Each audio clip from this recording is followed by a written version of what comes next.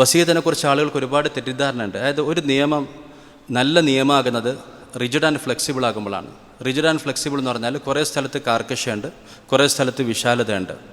ഇങ്ങനെയുള്ള നിയമമാണ് ഒരു നിലനിൽക്കുന്ന ഉപകാരപ്പെടുന്ന നിയമം. ഇപ്പോൾ ഇസ്ലാമിൽ അനന്തരാവകാശ നിയമം നോക്കുമ്പോൾ കുറേ ആളുകൾക്ക് നിശ്ചിത അവകാശമുണ്ട്. എന്നിട്ടൊരു 33% നമുക്ക് വസീയത്തിന് വേണ്ടി മാറ്റി വെച്ചിട്ടുണ്ട്. അത് നമ്മൾ വസീയത്ത് ചെയ്തില്ലെങ്കിൽ അതും കൂടെ അവകാശികൾക്ക് പോകും. ഇല്ലെങ്കിൽ അത്രയും ശതമാനത്തിൽ 33% നമുക്ക് വസീയത്ത് ചെയ്യാൻ പറ്റും. എന്തുകൊണ്ട് 100 അനുവദിച്ചില്ല? 100 അനുവദിച്ചാൽ ഒരുപക്ഷെ ചില ആളുകൾ അനന്തരാവകാശികളൊക്കെ ഉപദ്രവിച്ച് കളയും. അവകാശം കിട്ടേണ്ട ആളുകളോട് ദേഷ്യം ഉണ്ടെങ്കിൽ അത് തീർക്കാൻ വേണ്ടി പൈസ ഫുള്ള് നാട്ടുകാർക്ക് വസീയത്ത് ചെയ്ത് വെക്കും.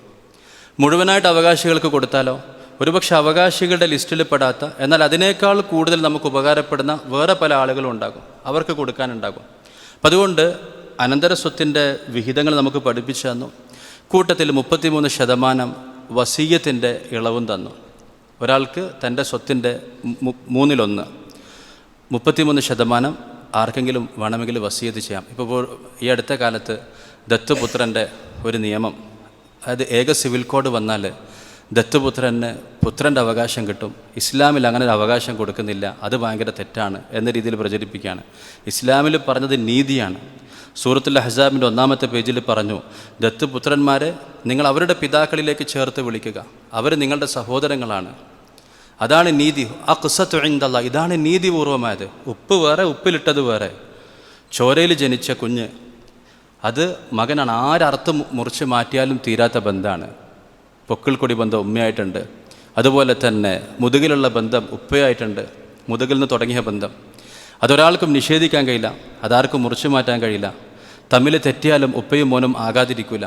അതുകൊണ്ട് മകൻ്റെ സ്ഥാനം മകന് കൊടുത്തു, ദത്തുപുത്രൻ്റെ സ്ഥാനം കൊടുത്തു. അവർക്ക് വേണമെങ്കിൽ വസീയത്ത് ചെയ്തു വെക്കാം. അത് ഈ 33-ൻ്റെ കണക്ക് മരണസമയം കഴിഞ്ഞാൽ എക്സിക്യൂട്ട് ആകുന്നതാണ്. ജീവിതകാലത്ത് നിങ്ങൾക്ക് കൊടുക്കണം. ആരോഗ്യമൊക്കെ ഉള്ള സമയത്താണെങ്കിൽ നിങ്ങൾ ദാനം ചെയ്ത ഫുള്ള് സ്വത്ത് ആ മകനെ എഴുതി വെച്ചോളൂ. അതല്ലാതെ മകനെ പോലുള്ള അവകാശം ഉണ്ടെന്ന് പറയുകയും എടുത്ത് വളർത്തിയ ആൾ പിന്നീട് വേറെ സ്വഭാവം കാണിക്കുകയോ അല്ലെങ്കിൽ ഇദ്ദേഹത്തിന് അതിൽ താല്പര്യം നഷ്ടപ്പെടുകയോ ചെയ്താൽ എന്തായിരിക്കും സ്ഥിതി? അപ്പം ഞാൻ പറഞ്ഞത് വസീയത്ത് എന്ന് പറയുന്ന സംഗതി ഇതുപോലുള്ള ഒരുപാട് പ്രശ്നങ്ങൾക്ക് പരിഹാരമാണ്. അവകാശികളുടെ ലിസ്റ്റിലില്ലാത്തവരുണ്ടാകും, നമുക്കിവരെക്കാളൊക്കെ കൂടെ ഉപകാരപ്പെട്ട വേറൊരു അയൽവാസി ഉണ്ടാകും. അപ്പോൾ അവർക്കൊക്കെ നമുക്ക് ജീവിതകാലത്ത് ദാനം ആരോഗ്യമുള്ള കാലത്ത് ഒരാൾക്ക് വേണ്ടതുപോലെ ചെയ്യാം. ഇനി മരണശേഷം നടപ്പിലാകുന്ന രീതിയിലാണെങ്കിൽ വസീയത്ത് ചെയ്യാം. ആ വസീയത്തിൻ്റെ കണക്കാണ് 33% വരെ ഒരാൾക്ക് തൻ്റെ സ്വത്തിൽ അവകാശികളല്ലാത്തവർക്ക് വേണ്ടി വസീയത്തുകൾ നടപ്പിലാക്കാൻ പറ്റും. അപ്പോൾ എന്തെങ്കിലും വസീയത്ത് ചെയ്തു വെക്കാനുണ്ടെങ്കിൽ അതാദ്യമേ 2 സാക്ഷികൾ നിർത്തി പറയുകയും എഴുതുകയൊക്കെ ചെയ്താൽ അത് വളരെ നന്നാകും. അല്ലെങ്കിൽ എന്താ പറഞ്ഞത്, കൊടുക്കണം എന്നാണോ പറഞ്ഞത്, അതോ കൊടുക്കണ്ട നിയമപരമായിട്ട് തൽക്കാലം മൂപ്പരെ പേരിലാക്കാം എന്നാണോ പറഞ്ഞതെന്നൊക്കെ സംശയങ്ങൾ ഒഴിവാക്കാൻ വേണ്ടി വളരെ കൃത്യമായിട്ട് പറയുക, എഴുതുക, 2 സാക്ഷികളെ നിർത്തുക എന്നുള്ളത് വസീയത്തിൽ നമ്മൾ ശ്രദ്ധിക്കേണ്ട കാര്യമാണ്.